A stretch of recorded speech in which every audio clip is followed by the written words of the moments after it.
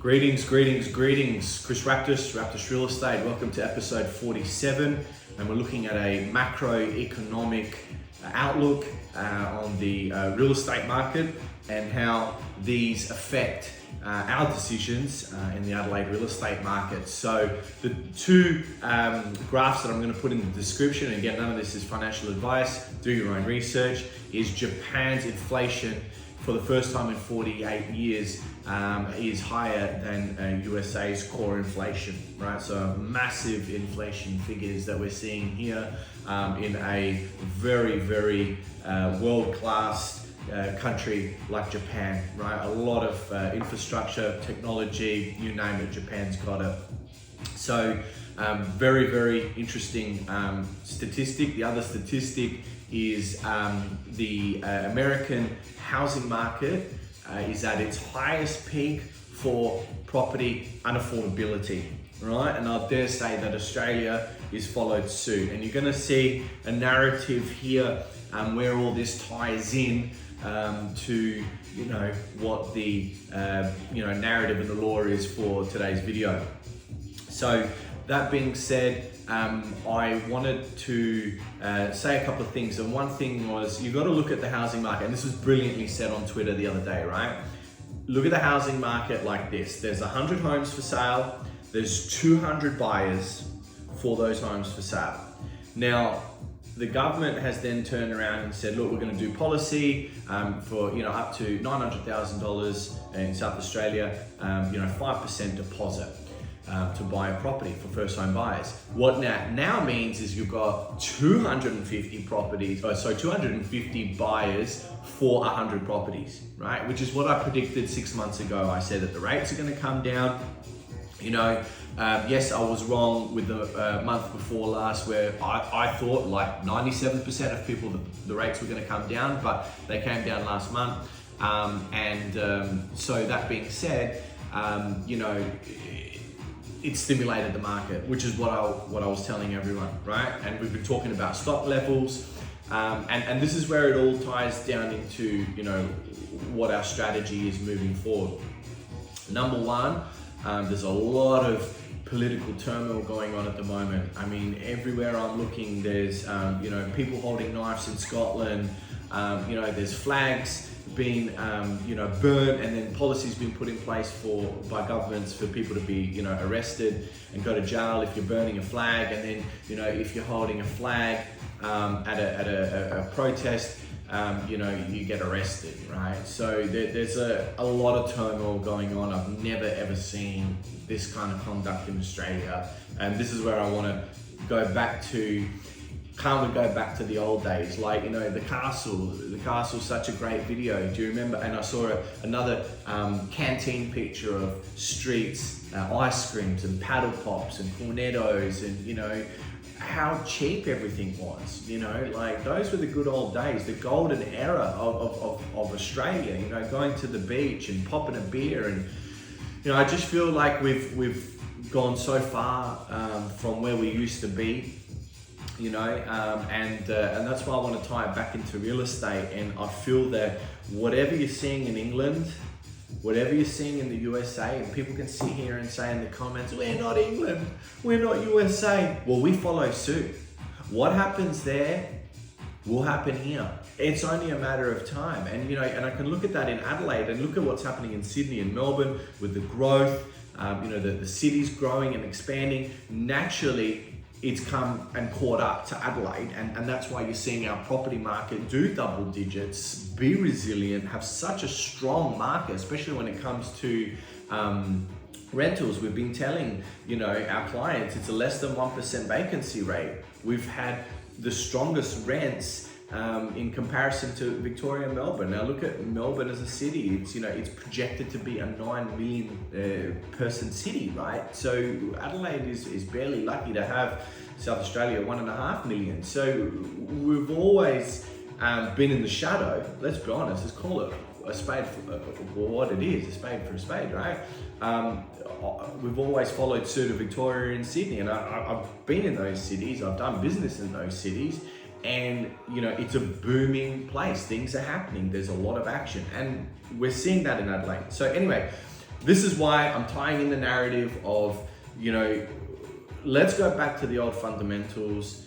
Don't be shaken out of your positions. If you want to sell, do it for the right reasons. Don't do it because the media is telling you that there's going to be a crash in 2026, right? We've got the flywheel effect happening here where, we've got migration, we've got banks reducing interest rates, and that's really where all of this ties into, right? The banks are going to be the driving force of the Australian real estate market, and they obviously are lending, and when they don't want to lend, right, it just means that the richer are going to get richer because the ones that have got equity, the ones that have been holding properties for a longer period of time, are the ones that are going to be able to borrow more property, and those investors are going to swoop in and buy at distressed sales when your average Joe is struggling for their electricity, struggling for petrol, struggling for groceries, all of that, healthcare, everything has gone up, and unfortunately, the little guy, the average Joe, the mums and dads, the middle class, are the ones that suffer, right? And the other thing too is, when they're talking about tax breaks, you notice how it's the middle class and that always seem to carry the weight of those tax cuts, because the thing is, what they forget to tell you is that when they cut the tax rates, your taxable income goes up and you're able to borrow more. And who benefits more than the banks? The government. So the banks and the government are, in a symbiotic relationship with each other.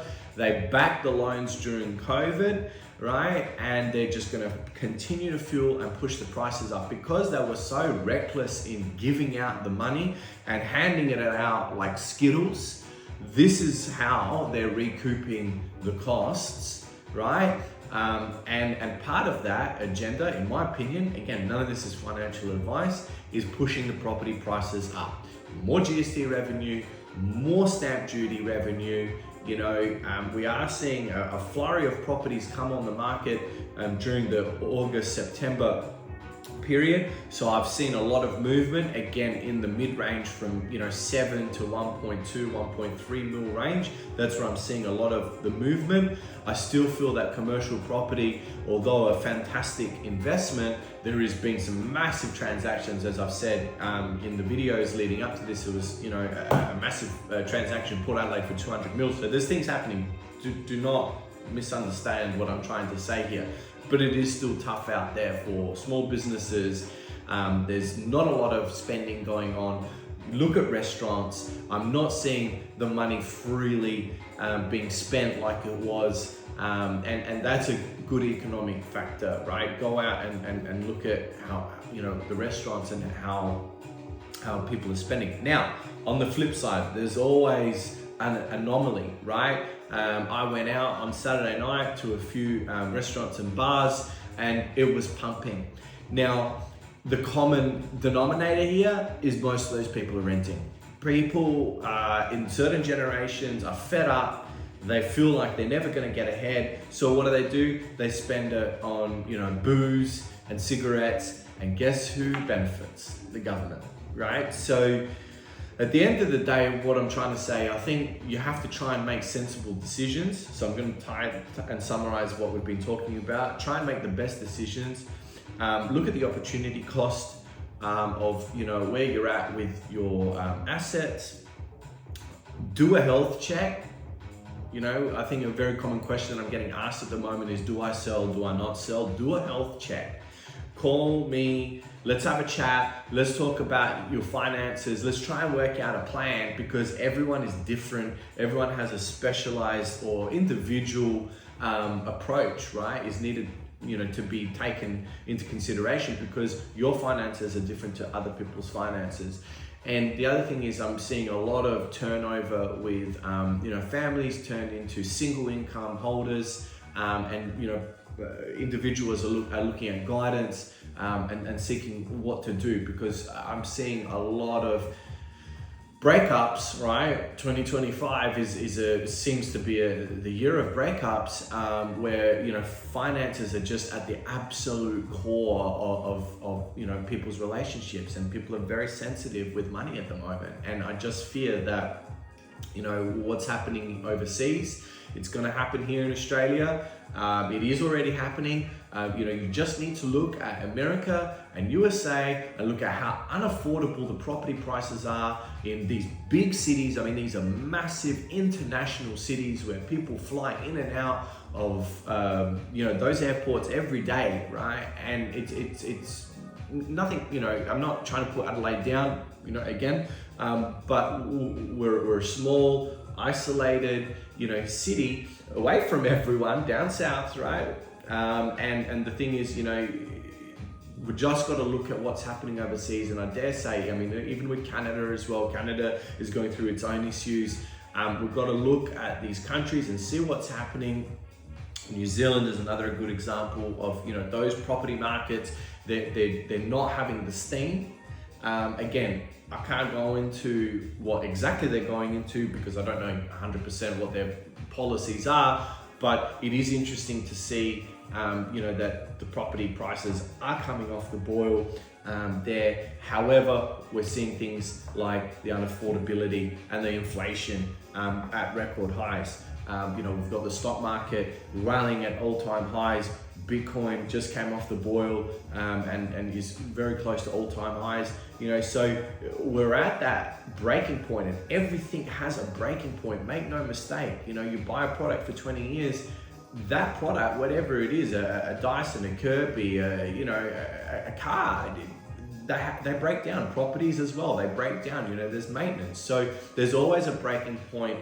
And I just feel that right now, with all the political, economic turmoil, and this is what the agenda wants, they want us to be divided. They want disunity. It's like we're falling into the trap of the higher forces, and we're just taking it hook, line, and sinker. And when we become divided like this, unfortunately, what happens is, like in wartime, asset prices continue to go up. And that is my prediction. I feel that they're going to stimulate the rates again. They're going to cut the rates in the United States of America. Donald Trump has already fired someone from the Fed. Can't remember his name, but the bottom line is, you've never seen an American president fire someone from the Fed. What they're trying to do is put the rates on the floor to stimulate the economy, right? It's obvious what's happening. So all I'm trying to do is give you the information that I have, try and help when you're in a position to help people. Things seem to be a lot sweeter. And that's all I'm trying to say is, let's try and make the best decisions that we can.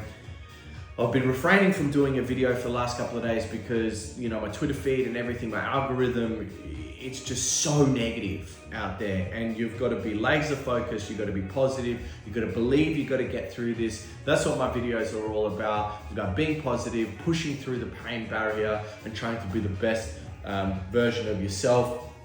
You've got no one else to measure but yourself on the inside. Let's look at, macro stuff, so we can make micro decisions, so you can make the best decisions moving forward, so you can live a comfortable life. And that's what this video is all about. Let's go back to the old days in Australia where, everything was cool. Everyone was an Aussie. We like to go to have a beer, go to the beach, have fun. Things were affordable. Houses were not 12, 15 times the annual average income. They were 2 or 3 times. Let's bring back Australia, the old Australia back, right? And let's not make this a mega campaign, make this Australia great again, right? Australia has always been great. It will continue to be great.